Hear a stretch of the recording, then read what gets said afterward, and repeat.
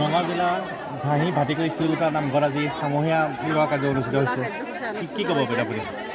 সমূহীয়া আমাৰ গোটেই গাঁওখন ল'ৰা ছোৱালী কিছুমান বিয়ামুখী আছিলে আজি জনাত্মক লগৰ আৰু সমাজৰ ৰাইজে গোটেই ৰাইজে মিলি মিটিং দি মানুহখিনিক উদ্ধাৰ কৰিবৰ কাৰণে আমি সমূহীয়া বিয়াখন আজি অনুষ্ঠিত কৰা হৈছে। কিমানজন? 12জন।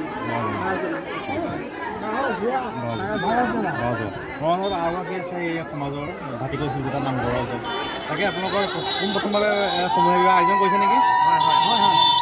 নমস্কাৰ। সমূহ ৰাইজে ইয়াত আমাৰ বিয়া আছিলে প্ৰায় 26 যোৰা। 26খন হ'ব লাগিছিল। প্ৰথম পৰ্যায়ত আমি এতিয়া 12 যোৰা কৰিছোঁ। তাৰপিছৰ পৰ্যায়ত আমি বাকীখিনি কৰিম। গতিকে সমূহ ৰাইজৰ সহায় সহযোগিতা পাই পেলাই আমি সমূহে এই কাম কৰিবলৈ আমি আগ্ৰহী আৰু খুব ভাল লাগিছে আমাৰ। এটা উৎসৱৰ পৰিৱেশ, সকলোৱে উদুলি মুদুলি পৰিৱেশ হৈ আছে। গতিকে ইয়াত সমূহ ৰাইজৰ উৎসাহ পাই আমি আমাৰ ভকতসমূহো উৎসাহিত হৈ পৰিছোঁ।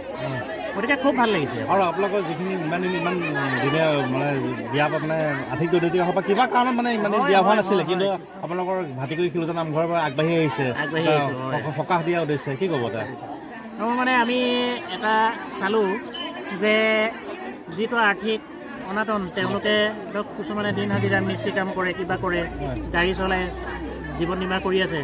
গতিকে তেখেতলোকৰ এখন বিয়া পাতিবলৈ আজিকালিতো অসমত জানেই কিমান টকা পইচা লাখ লাখ টকা লাগে।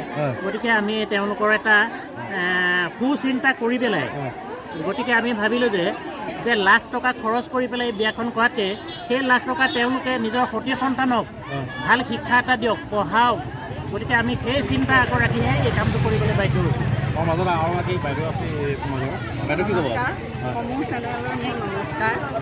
সদৌ নগাঁও জিলা ভাটিকুৰি শিলখুটা গাঁৱৰ ৰাইজে সমস্ত ল'ৰা ছোৱালীখিনি আৰ্থিক দুৰ্বল কাৰণে আমাৰ ৰাইজে এই কামখিনি কৰাত বহুত সহায় কৰিছে আৰু সেইকাৰণে আমি নথৈ সুখী।